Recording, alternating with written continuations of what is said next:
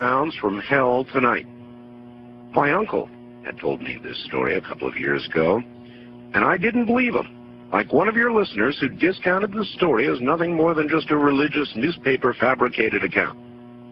The story about the digging of the hole and the hearing of the sounds from hell is very real. It did occur in Siberia. My uncle collected videos and audio tapes and so forth on the paranormal, supernatural. He passed away fairly recently, but he would have loved your show. He let me listen to one of the audio tapes that he had on the sounds from hell in Siberia, and I copied it. He received his copy from a friend who worked at the BBC. It took me a while to find it tonight, but attached is that sound from my uncle's tapes. It's not the greatest quality, but the sounds are there. I was very hesitant to send you this, as the sound bothers me to listen to. I'd suggest that if you do play it on the program, warn listeners in advance so they may have the option of turning the radio off for 30 seconds while it plays. What you are about to hear is very disturbing indeed.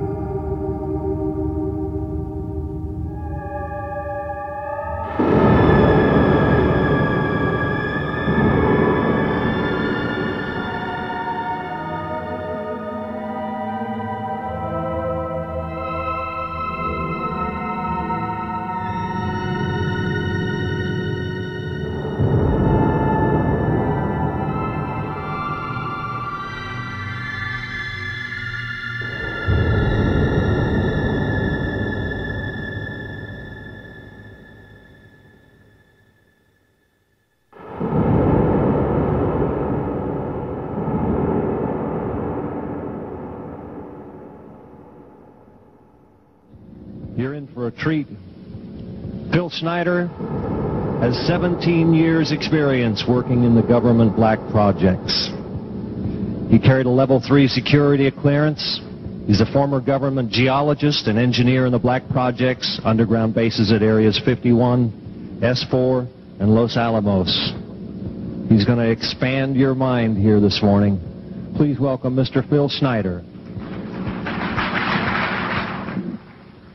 I'm Phil Schneider. I spent 17 years in black budget programs. Government geologist, as engineer, structural engineer with aerospace applications. Self-taught metallurgist, became kind of famous in my own right. I basically would have a set of notes here, but they're unavailable in all this melee. Up here I have different artifacts explaining some of them are alien metals that have been produced both on this planet and the confines of outer space that are now used in all stealth aircraft. All stealth aircraft, for instance, all black jets, what you're seeing of black helicopters and the like. The skins and the coatings and the residues that are used predominantly in the aircraft themselves, in the airframes and the rotor blades and the fans, and in some cases in submarines, special titanium hulls in the Phoenix class submarines now. All this has come from alien technology. 1947 is what the public has been told. Something crashed in the backyard in New Mexico, a place called Roswell, New Mexico. Unfortunately, that's what the public's been told. The military's known about the alien question for the better part of 70 years, and they first saw their glimpse of what was going on as early as 1909 in the American Southwest. Now, Army cavalry evidently were chasing some bandits, and they entered this cave. They were holed up in a cave, and what they found in there was flying discs and little gray guys and all kinds of weird things, and they didn't know how to explain that, and they wrote them down as best they could, and it's been in secret archives ever since.